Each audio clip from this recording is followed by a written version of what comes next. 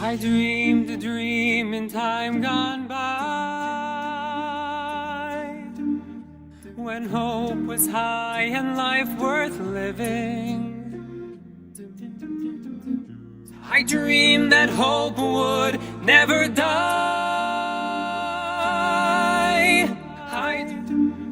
When hope was high and life worth living.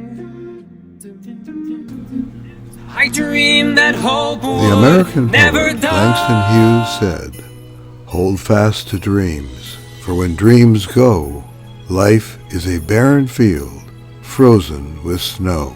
The Jewish world celebrates Passover, the festival of our religious freedom, the time when we are to remember what it is to be a slave in the land of Egypt, to be a slave to another human being, or even a slave to old habits, practices, and beliefs.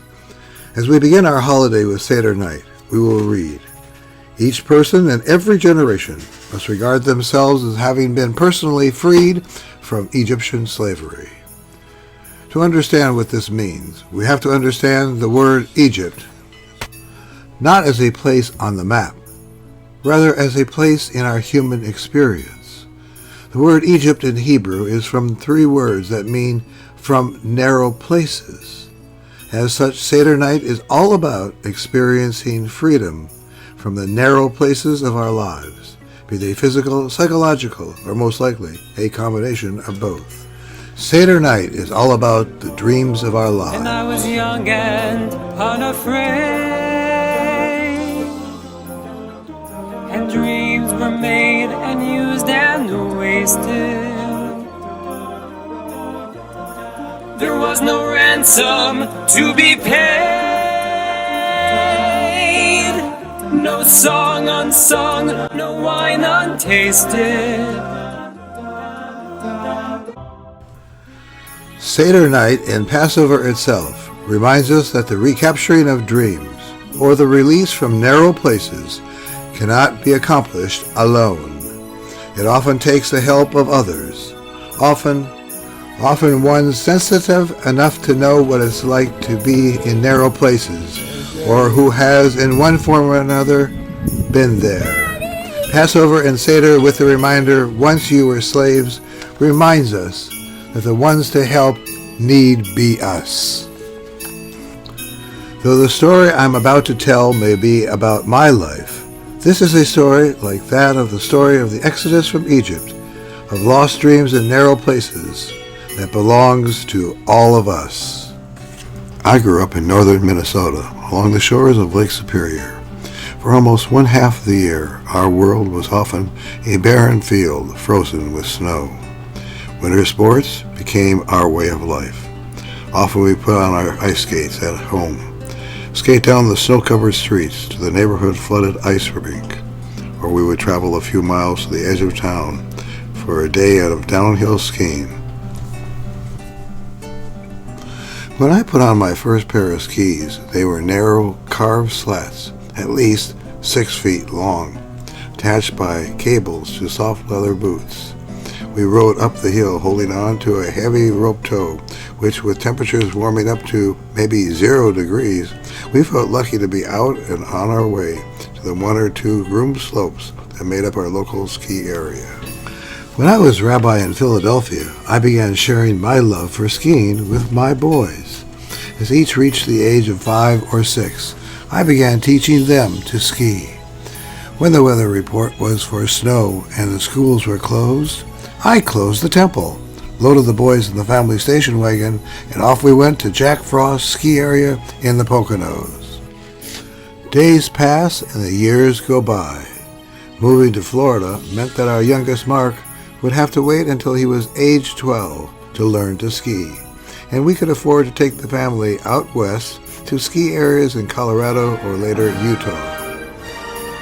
The years roll on, and soon the boys had families of their own to introduce and share the passion. Green hills became blues, and blues turned to blue-black, and soon the diamonds came into sight.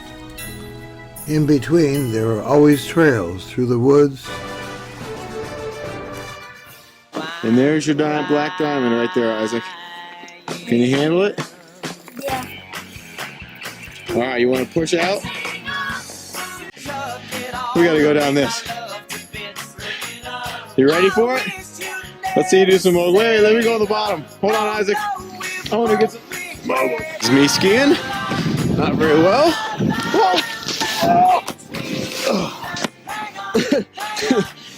Along with the NASTAR racing.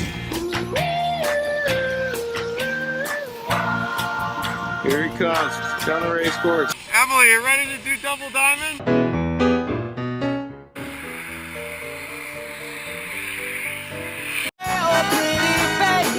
Now that I found you, stay and let me love you, baby. Let me love you. Into my 60s and early 70s, there was always one of my sons or grandchildren to ski the mountain. Then came the day when the music stopped. From then on, I knew my body could no longer be trusted to respond to commands of my brain. I began to fear that this was only the beginning of not being able to do the things I so loved to do. Struggling with this disease of the brain, I tried not to give up hope, but it was getting harder and harder to fight and not give up the dream. Every 3 hours, there are pills to be taken to give back to the brain the chemicals it lacks. Happy birthday. March 21st, 2014. It was son number 4, Mark's 40th birthday, and soon it would be my 75th. He invited me to join him with his 2 oldest at the Stratton Mountain, Vermont ski resort.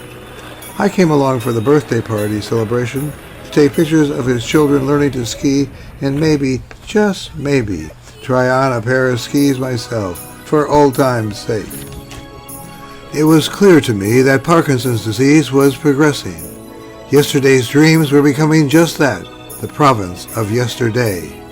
And even if skiing came to pass, it would be a long way back up that mountain.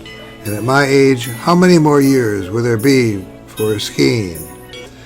While riding up the little kid's magic carpet, a moving sidewalk up the bunny hill, the learn to ski area, I thought to myself, hey, what am I doing here? I just went out and got myself a handicap parking sticker for my car, 'cause there are days when I can barely walk.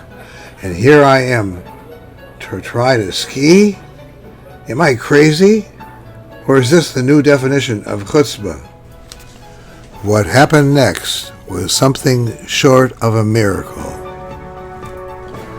Mark arranged for me to have ski lessons with an instructor whose expertise is working with skiers with special needs.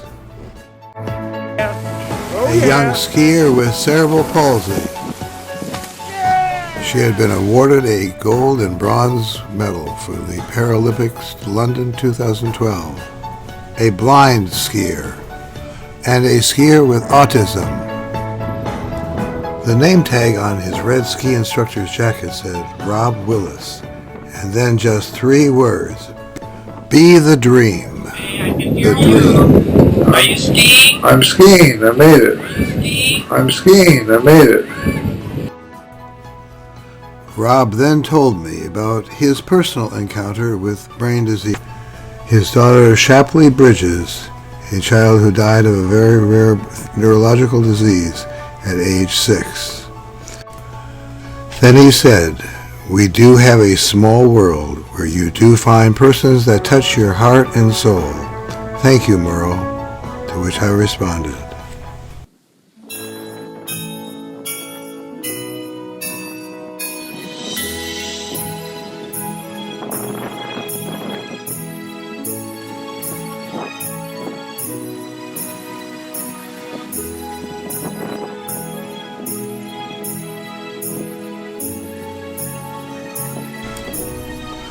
Rob Willis and his partner David Campbell, who also imparted me with a bit of the magic of reclaiming old dreams from the dustbin of lost hopes, were thanked by my son Mark.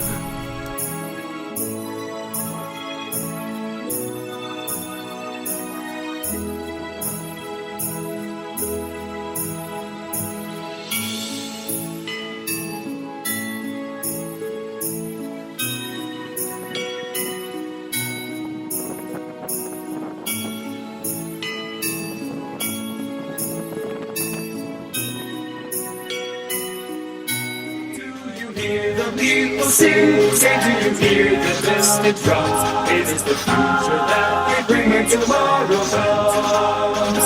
Will you join in our crusade? Who will be strong and stand with me? Somewhere beyond the barricade, is there a world you long to see? Do you hear the people sing? Say, do you hear the distant drums? It is the future that they bring when tomorrow comes.